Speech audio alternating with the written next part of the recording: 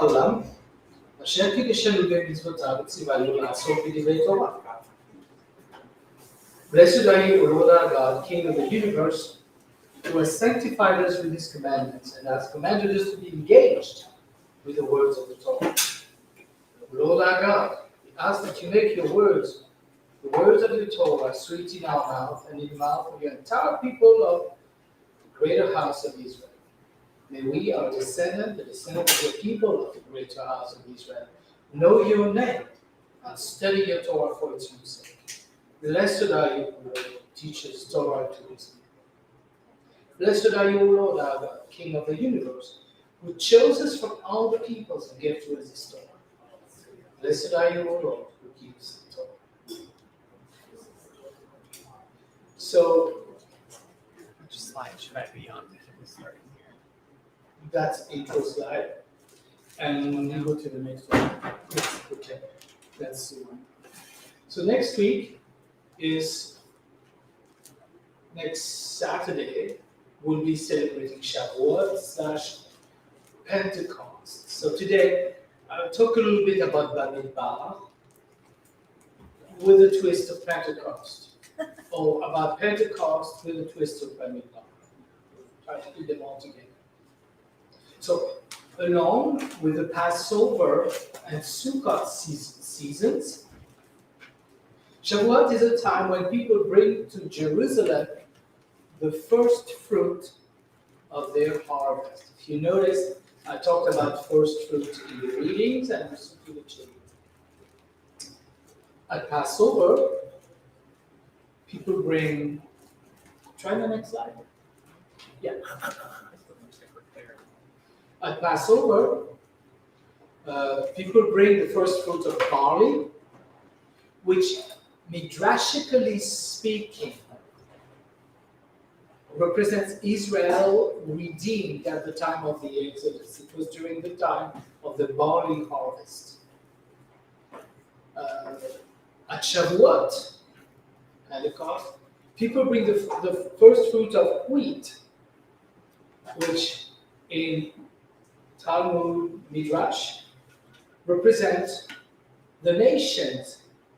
Also, it's represented by the falling of the Spirit on the nations, on the disciples, and we see it as they proclaim the word of the kingdom in many languages in Acts 2, which happened at Shavuot.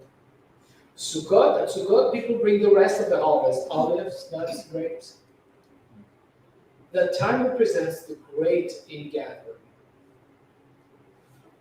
All these festivals from Leviticus 23 carry in them the principles of our divine redemption.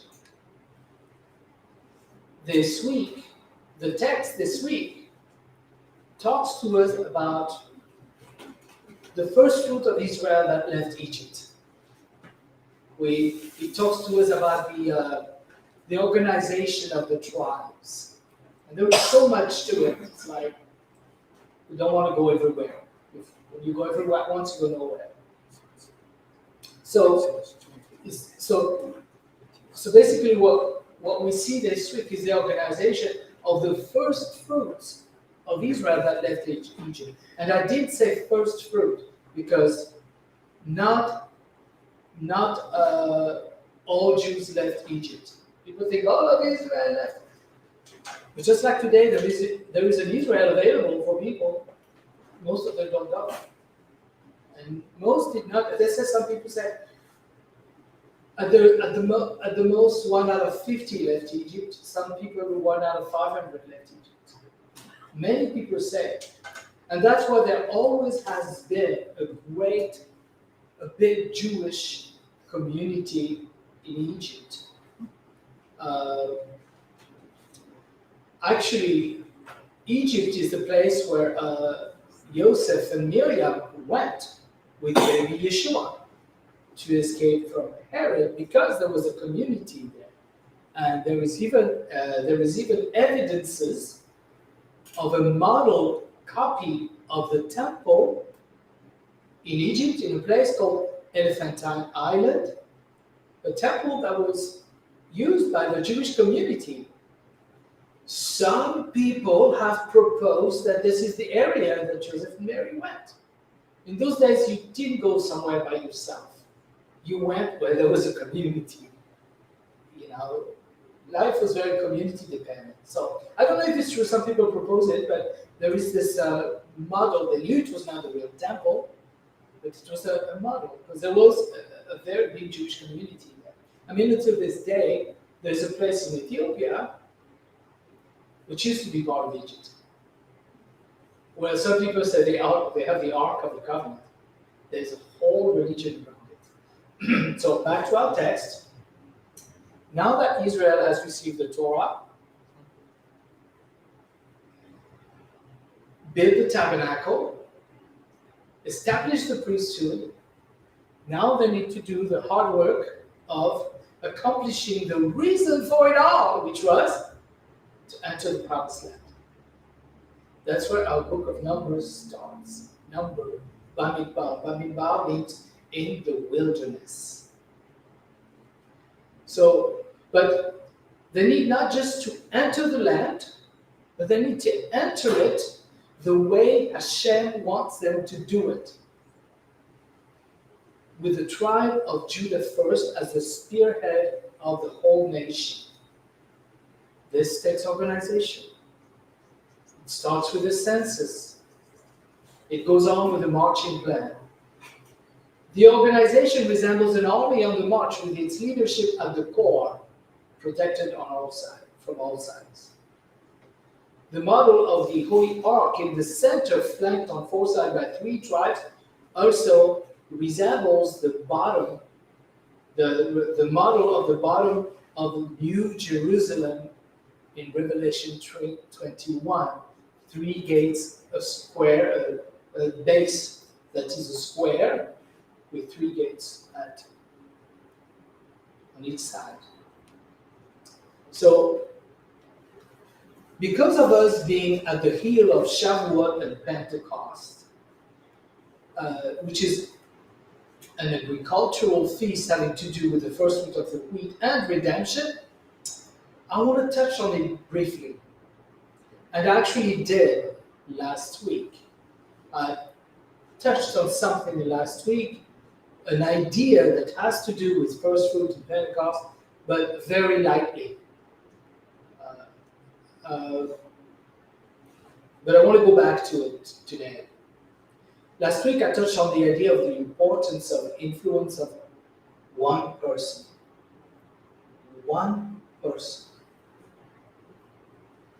I touched on the idea that each one of us, as one person, can shed a lot of positive, godly influence on others.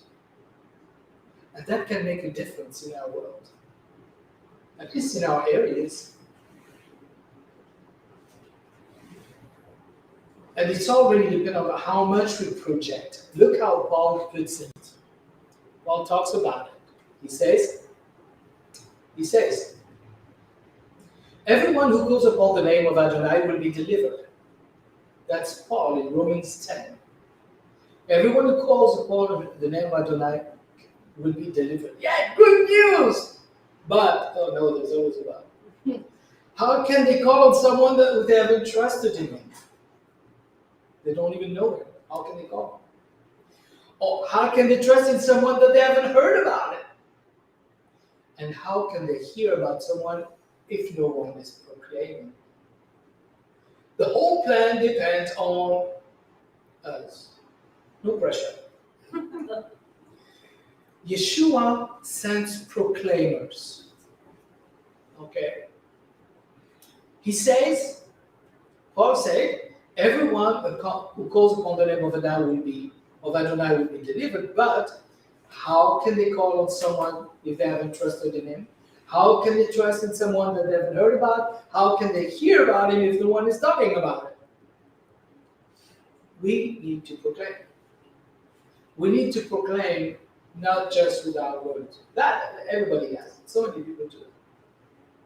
You know, the best way to proclaim is with our lifestyle. We use words only when necessary. But if the lifestyle is really good, we don't even need to use words. The lifestyle should speak for itself. When people approach us, they need to feel, they need to smell the mercy, the compassion, and the love of Hashem. Without us saying a word, without bumper stickers, without t-shirt stuff, they need to feel that must be a disciple. Not from some denomination, but a disciple of Yeshua.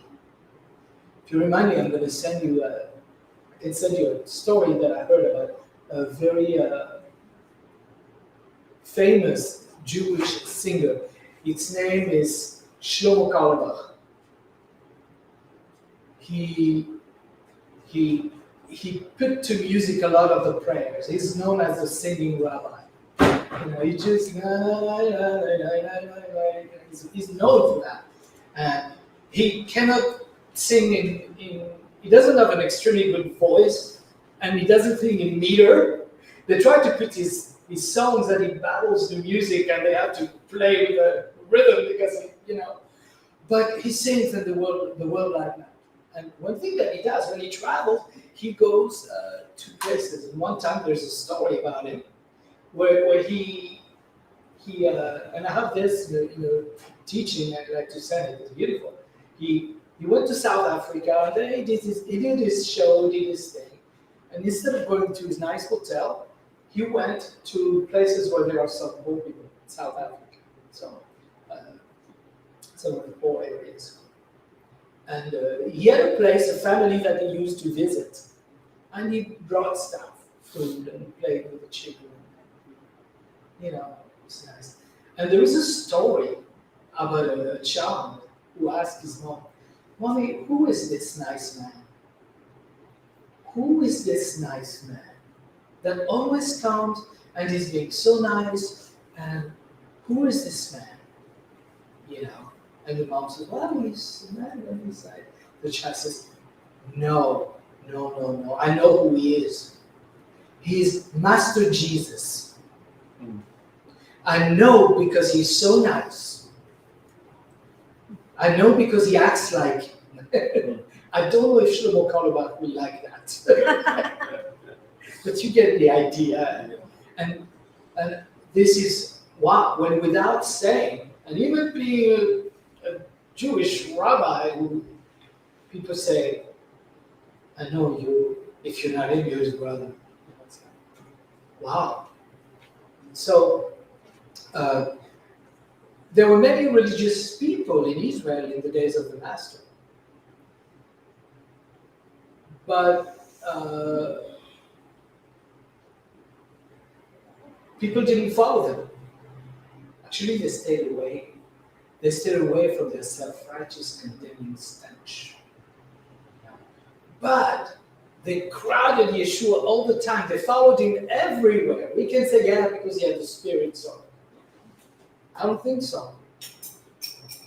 I think he was just nice. They felt they could approach him. The most holy person on the face of the earth. People crowded him so much he didn't have time to eat sometimes. He had to go away early in the morning to pray.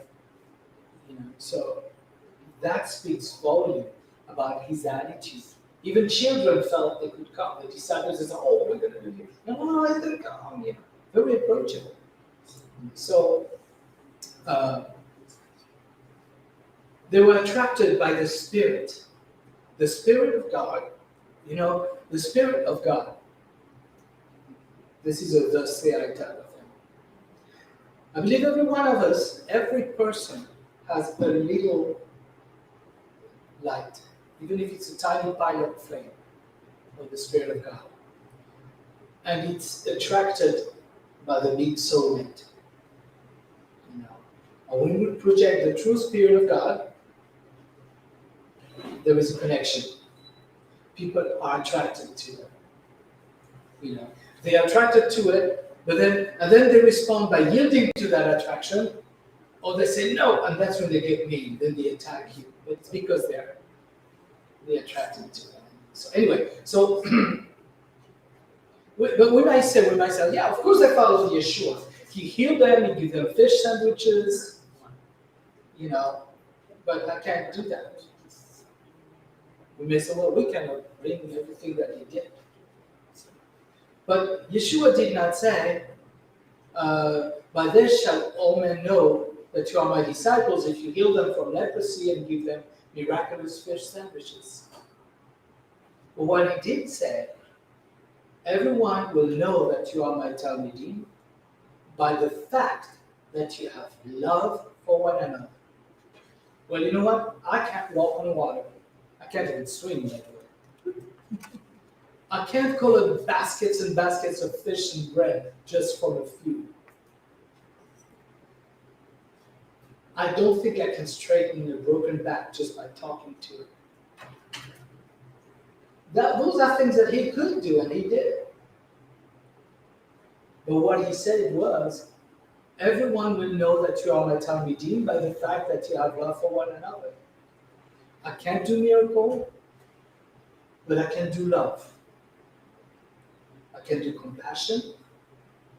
It is within my purview to show compassion, forgiveness, love, care that I can do. And those are the things that identify us as disciples of Yeshua. Yes, we just have to allow our pride to be humbled. But that's okay, we can always do it more humbly. That's that thing that he said, that everyone will know that you are my Talmidim by the fact you have love for each other. That's what he said during his last Seder.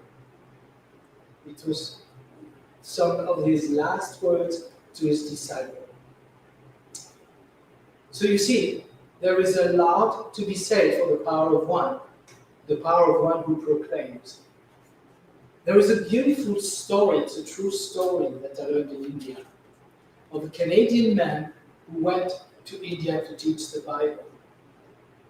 He ended up in a place where nobody wanted to go, the Northeast. That place, none of the missionaries and businessmen in those days wanted to go there because they had headhunters. But that man, the Canadian man, went there. He was captured. He stayed there for 1 year. He only had one person who listened to him teach the Bible. And that one person had one young boy, a little boy. After a year, this Canadian man had to return to Canada because of health problems. Today, that region of the northeast of India is a region where there is the most believers in India. Nobody talks about it, you know. I won't tell you everything about it because I don't want to spoil you watching the beautiful true movie about that story. It's called Beyond the Next Mountain. It's a true story. You know, I've been to that area actually. I used to go there helping schools. You know, that's the area of Darjeeling where they make the Darjeeling tea. Hills and hills and hills of tea. So the power of one. Okay, back to Parasha and its marching organization to enter the land. Now here's something to pay attention to. Whenever we read anything in the text of the Torah concerning the organization of Israel, that picture that we saw that drives around, we see how it works with the New Jerusalem, or concerning the ceremonial order of the priest, or the legislative order of the Torah, or even the military organization. When we read any of these things, we need to remember that Moshe is following a pattern that he saw on the mountain. It all started with what Hashem showed Moshe on Mount Horeb. He was following a pattern. Everything Moshe did was according to what he saw. He started with the legislation by the Torah. He continued by building the tabernacle. Then he had the ordination of the priests, and we read about all this stuff. Now they have everything that they need to be ready to enter the land. To enter the land with the tribe of Judah at the forefront as the spear of entry. All that Moshe saw and heard on the mountain, all that he implemented, therefore, has a spiritual midrashic meaning It's the model of a deeper reality. How do I know that? Well, Paul himself called the service of the Levites the shadow of the substance. The shadow of the substance. You see, I see the shadow of Ernest here. There can only be a shadow if there is a substance and a light. You know, if I want the shadow to go, I got to take out the substance. When we say the shadow is not relevant anymore, you have to take the substance. You know, so he says, Paul called the service of the Levites the shadow of the substance. He says in Colossians 2:17, these, he had talked about the whole thing. These are a shadow of things that are coming, but the body is of Messiah. The way I look at that is you know, it's like let's say I stand over there. Okay, let's ask them where D is, and Messiah is coming. There's the light of God behind him. So basically, he projects a shadow. Okay, the shadow is the Levitical services, the Torah, everything. The shadow, you know, and as the time approaches, he comes, and eventually we get substance that provokes the shadow. That's what he's talking about, you know. So, and the shadow, the first fruit festivals of Passover, Shavuot, and Sukkot, these are part of the shadow. The substance is of Messiah. And in Messiah, we have redemption. That's why all these festivals, they're all about redemption. They're all about redemption.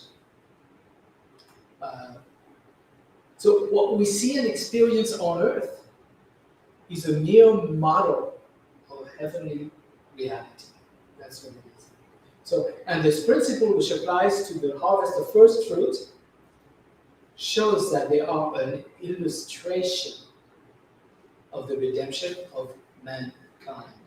Yeshua himself is called the first fruit of those who rise from the dead. So again, first fruit, that's what we do during this festival. First fruit. Okay, we can explain it more. It's in 1 Corinthians 15:20. Saying the Messiah has been raised from the dead, the first fruit of those who died. First fruit tends us the first fruit, the first person. Yes, but it's more than that. We're talking about an agricultural society. And we just almost finished counting the Omer. The Omer is from the 16th of Nisan. The priest comes with one Omer of barley to the temple. As this one Omer is sanctified, the whole harvest is sanctified. That's what first fruit is all about. Sanctification by representation. You see, this teaching is called no redemption without representation. You know, so because that's the way it happened. First fruit. So there is more to that idea. Paul uses the idea of first fruit. He explains the very heart of the principle of divine redemption. Look at this verse, Romans 11:16. Now, if the challah offered as first fruit is holy, so is the whole law, the whole loaf. And if the root is holy, so are the branches. Something being holy by the representation of something else. The challah. So today, we know what is the challah. The challah is the iconic Jewish bread that's on Shabbat tables. You know, some people break it in 3, some in 4, some in all kind of artistic ways of making challahs. But basically, it's the Shabbat bread.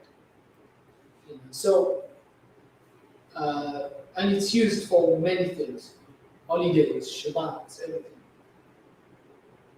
But that's something, it became that. In the beginning, that was not the challah. The challah that Paul is talking about, that does not, he refers to his ancient meaning. And what is it? In Numbers 15, 19 to 20 we read, "Speak to the people of Israel and tell, when you enter the land where I am bringing you and eat bread produced in the land, you are to set aside a portion as a gift to Adonai. Set aside from your first dough a cake as a gift." People make dough and they used it, but when you make a new dough from the wheat or whatever you do it, take a little piece away. So set aside from your first dough a cake as a gift. Set it aside as you would set aside a portion of the grain from the threshing floor. It's like a tithe of it. From your first dough you will give Adonai a portion as a gift throughout all your generations. But gotta remember, this whole section starts with when you enter the land. It's something that has to do with wheat, the dough created with wheat from Israel. So in this passage, we see how the Torah commanded ancient Israelites that when in the land of promise, they are to donate a portion of their bread to God each time they baked. That was the first fruit, or tithe from the dough. And what they used to do is give it to the priest. And maybe they made something, a nice little cake for the priest, We want to be nice to the priest, right? So thankfulness, not just, here's some dough, do something with it. I made a nice cake with raisins in it, something, So that's where the word challah comes from. It was that tithe of your dough that was donated to the priest. After there was no more temple,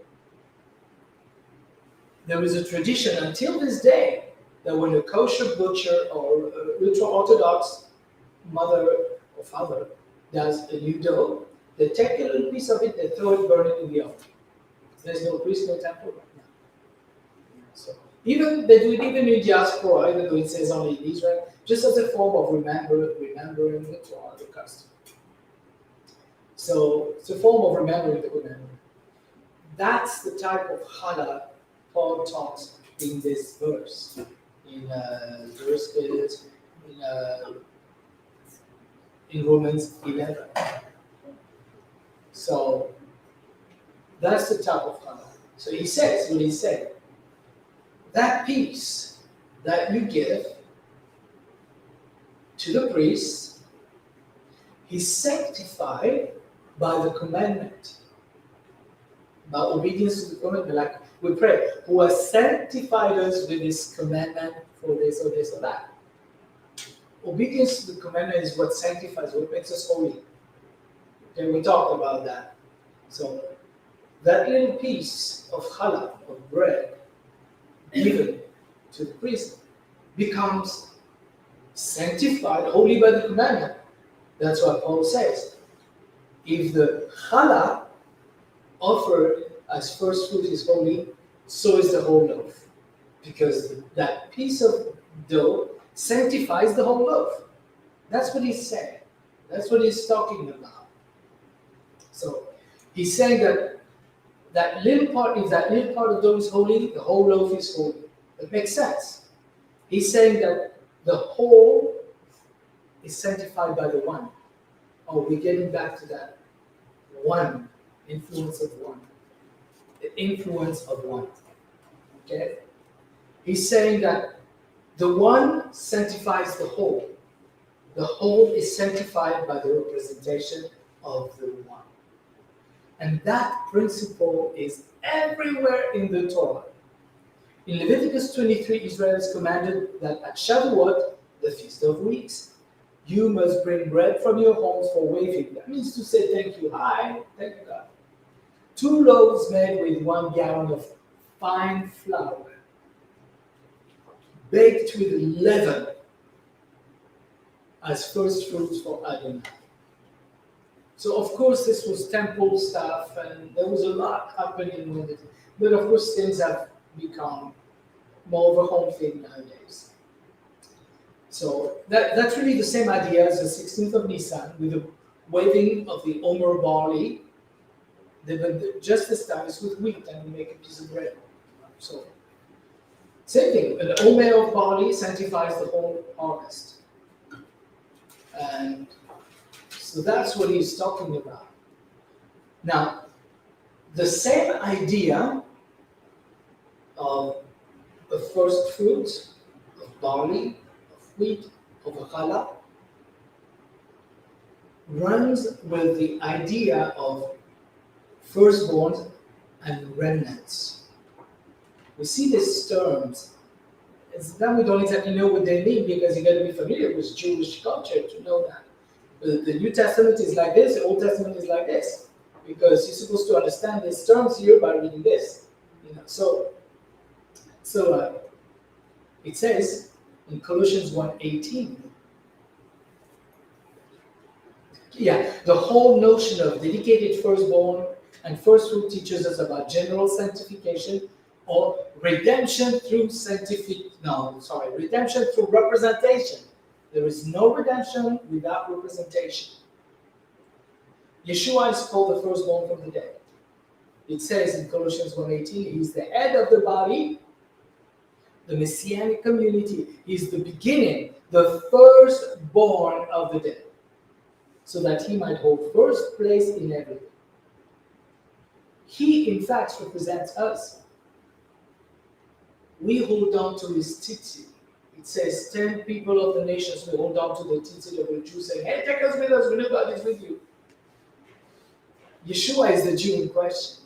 The number 10 in Talmud talks about the nations, So, and everybody who believes in Yeshua is one of those nations holding on to his tzitzit. He represents us. We claim his name. He is the one who introduces us or represents us to Hashem. That's why we say, B'Shem Yeshua, in the name of, we're under his representation. It's within that principle that we read the verse in Acts 2:21, whoever calls upon the name of Adonai will be saved. So, I want to clarify that statement. Whoever called upon the name of Adonai, he says, I believe in. I'm saying, shake the hand of the pastor, say a prayer, go in the water. I'm saying, I like to protest that a little bit and say that claiming the name of Adonai doesn't solely refer to a verbal, mental, or cognitive claim. Claiming the name of Yeshua, the way I understand it, of course, in a humble, modest opinion, refers to living by the teachings of the Master. Like someone says, you can't say, I believe in my doctor, but then you don't do what he says. That sounds funny. So, and Yeshua, he says in Matthew 10:25, it is enough for a Talmid that he become like his rabbi. He is the rabbi. A slave like his master.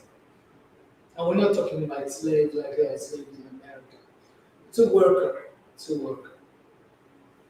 So, but what does that mean to be like Rabbi Yeshua? Now we see that story that I was telling you.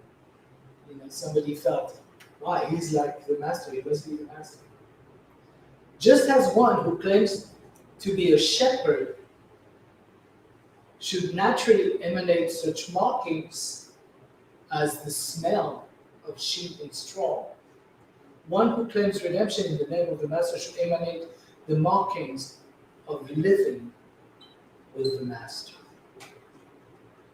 These markings of living with the Master are markings of humility, self-abnegation, honesty, obedience to Torah, and all such things that marked the life of the Master himself.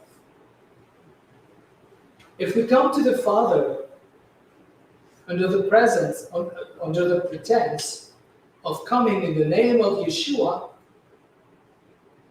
while we carry the markings of pride, arrogance, deceit, disobedience to the Torah, what may await us is the fate of Ananias and Sapphira, of whom it was said, they lied not to human beings, but to God. That story is in Acts 5, 1 through 11. So, basically, if we carry the markings, if somebody tells me, yeah, I'm a construction worker, and so show me your hands, yeah. Maybe you study construction. Carry the markings of the life of Yeshua in his name. So, back to our first fruit, remnant, firstborn. The vicarious redemptive properties of firstborn and first fruit, remnant, firstborn and first, are like the very often forgotten, even ignored theology of remnants, a word that we often find. In remnant theology, we see the principle of the whole being redeemed by virtue of the part. Here is an example that Paul himself gives. Paul himself gives in Romans 11, a beautiful chapter.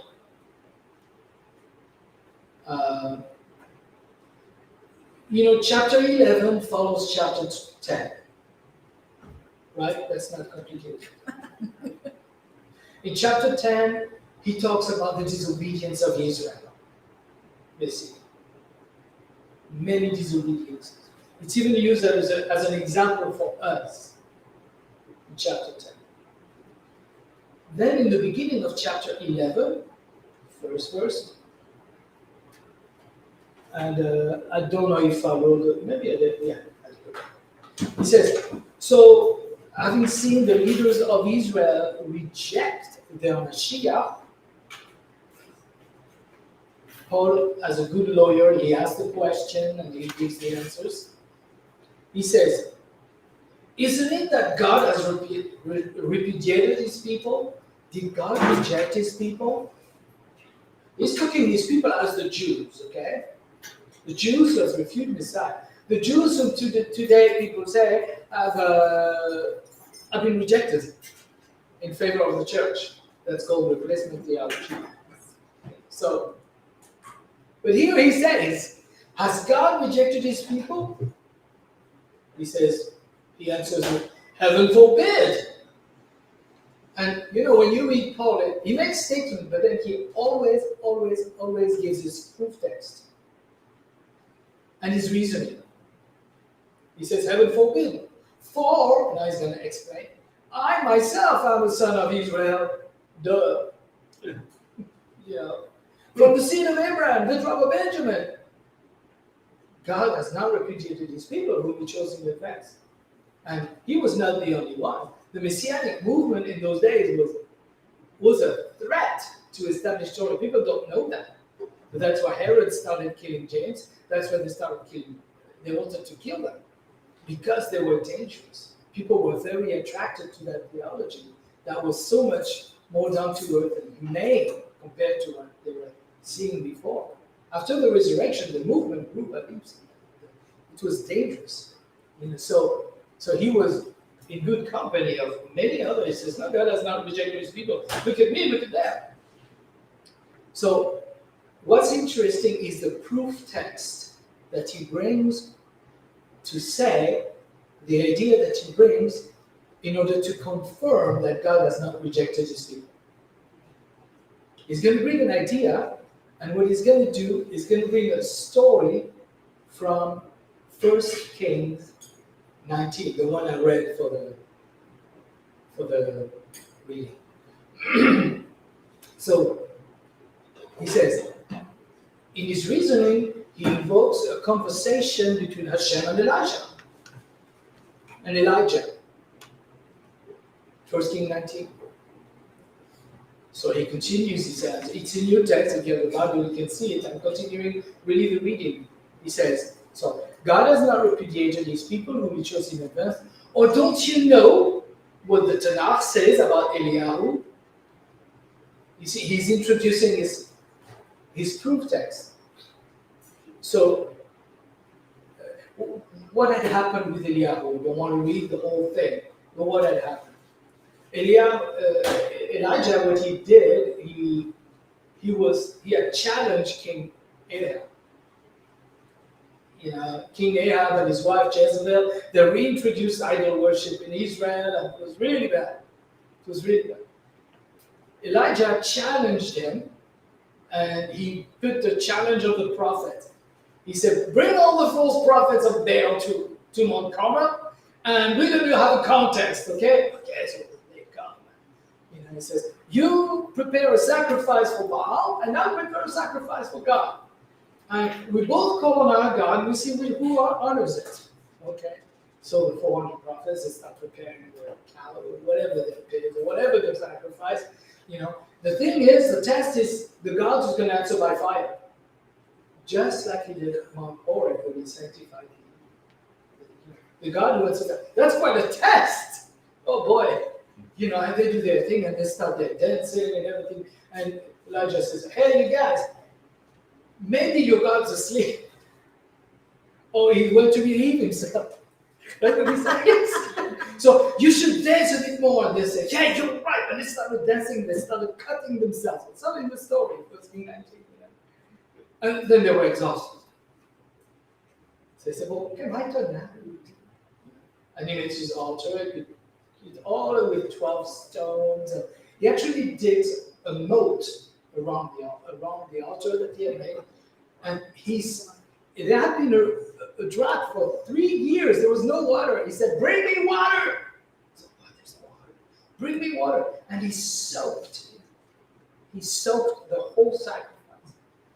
And he did the moat with water around it, just to make sure that it would not take fire by accident. It was drenched. And then he prayed, and kaboom! It came. And after that, what he did, he went and beheaded 400 prophets. So he was going back with Ahab, and he heard that Jezebel wants to kill him. So he says, oh no, Jezebel! So here's the guy who challenged the king, kills 400 prophets, he runs in front of Jezebel. He runs from Jezebel. And where does he go? He goes to Mount Horeb. That's where he finds refuge. He's discouraged, he wants to die. And this is where our story continues from Romans 11. He quotes from 1 Kings 19, so I started it further up. God has not repudiated his people whom he chose in advance. Or don't you know what the Tanakh says about Elijah? He pleads with God against Israel. Adonai, and he says, Adonai, they have killed your prophets, they've torn down your altars. He accuses Israel in front of God. They have killed your prophets, they have torn down your altar. I'm the only one left. I'm the only good person left. I'm the only believer. There's just only me. Another will kill me. Oh boy. But the text, Paul says, but what does God answer him? God says, I have kept for myself 7,000 men who have not knelt down to Baal. You think you know everything, Elijah. I have kept 7,000 men that have not knelt to Baal. And then Paul gives his conclusion from that story. He says, it's the same way in the present age. See, when he says, I've kept myself 7,000 men, the understanding is that there is a remnant of righteous that can represent the rest of the country. That's what he's saying. That's why in the end, in the next passage, he says, in the same way, in the present age, there is a remnant chosen by grace. He's talking about the whole Messianic community of Israel, and even in the diaspora. There are so many Jewish believers. So here the Jews have sin and everything, but there is a challah. There is a first fruit that sanctifies the whole. You see, does all that make sense? So, and then he concludes. He goes very fast because we're supposed to understand from Jewish culture. And then he says, so in the same way, in the present age, there is a remnant chosen by grace, and that it is in this way that all Israel shall be saved. And when he says all Israel shall be saved, he's quoting from the Tanakh, from one of the prophets. Your homework is to find where. So Paul brought forward the argument that in the same way that on that day of Elijah, by the virtue of a remnant of believers who have not bent their knees to Baal, Israel was not rejected. In the end, Israel was punished, definitely, but not rejected. Even Jerusalem received double for what she had done. That's a word. Double. Punished, but not rejected. Got a lashing, got a really, but not rejected. So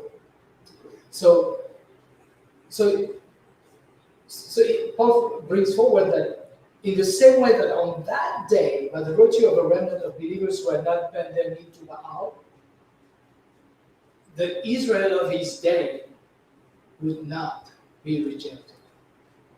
That's a midrash from Paul. And to me, that's an excellent example of using the word in a positive way. We can use the word to condemn, or we can use the word to present redemption.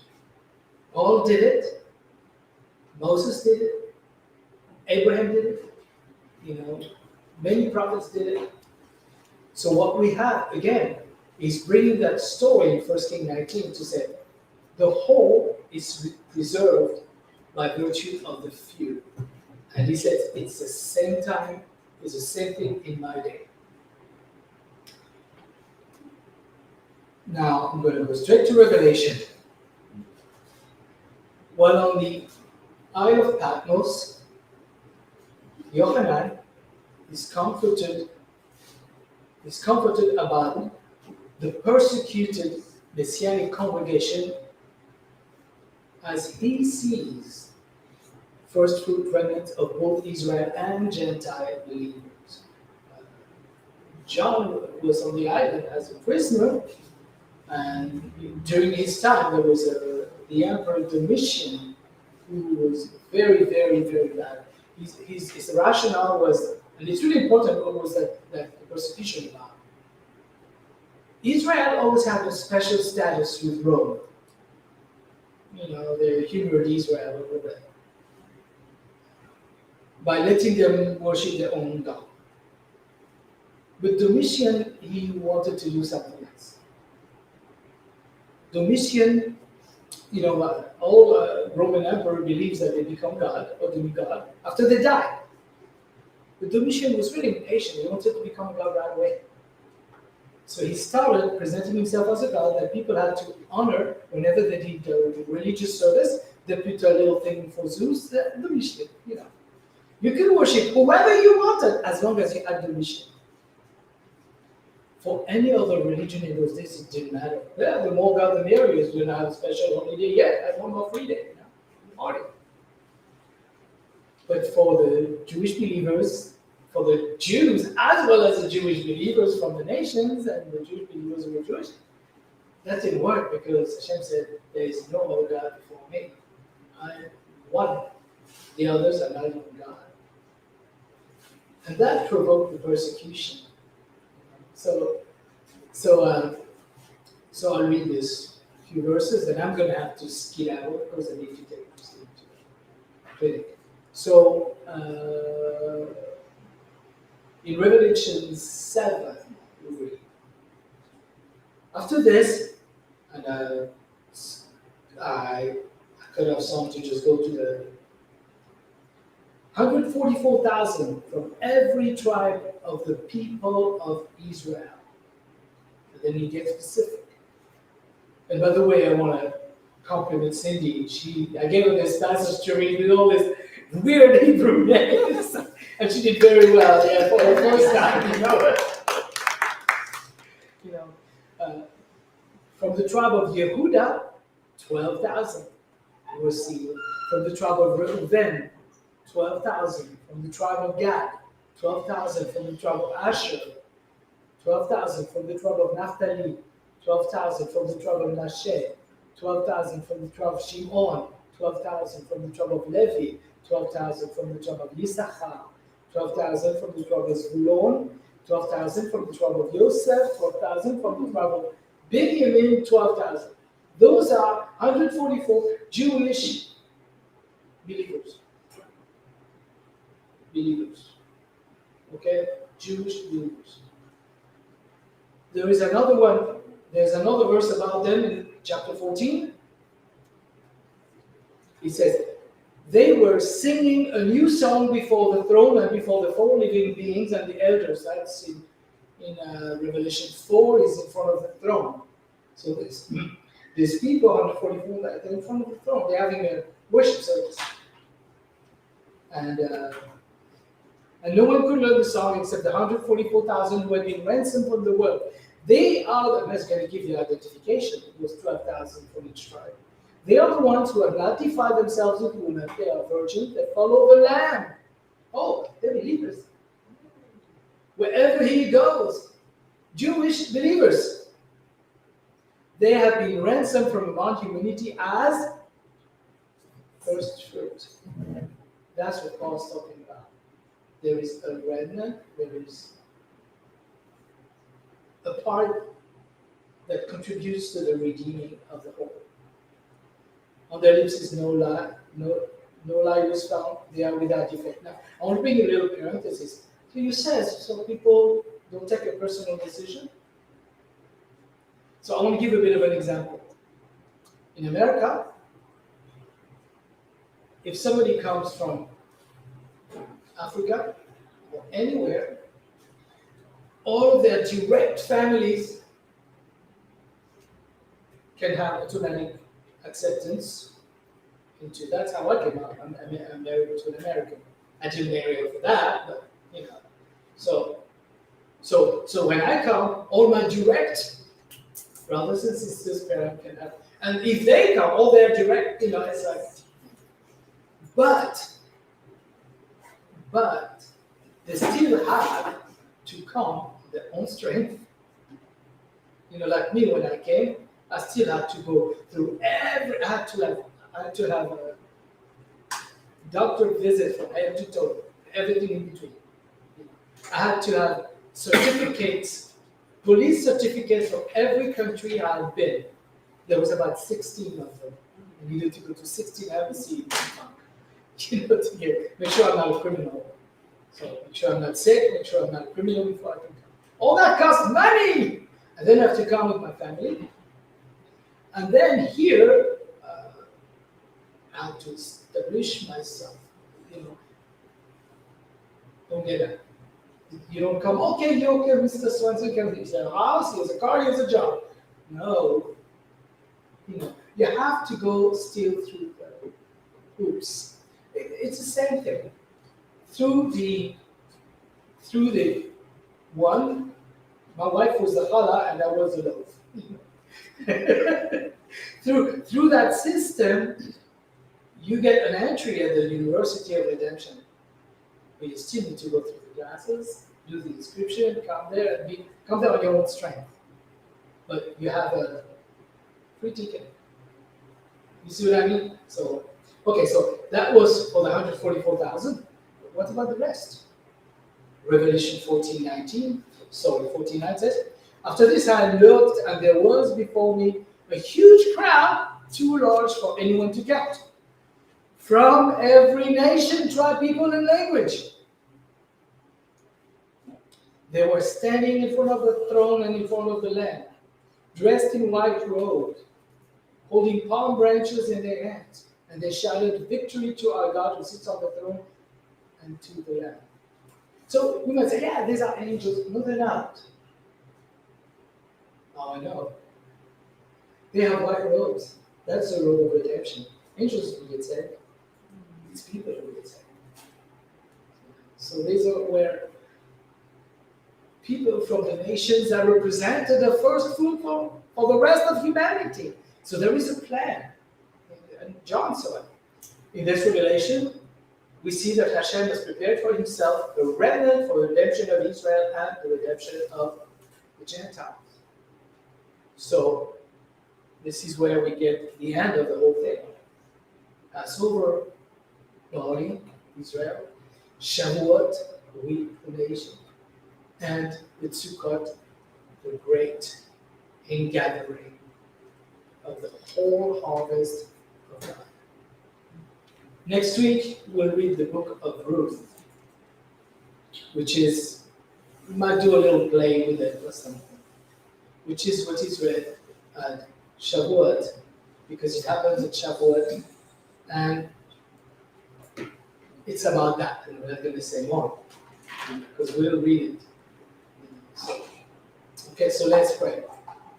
Abba Father, we thank you. We thank you that you had a plan for our redemption. We thank you that you worked out that plan. You did it not because we're good, but you did it because you love us. We ask that you help us discover more and more about that plan, so we have faith to come with boldness unto the throne of grace.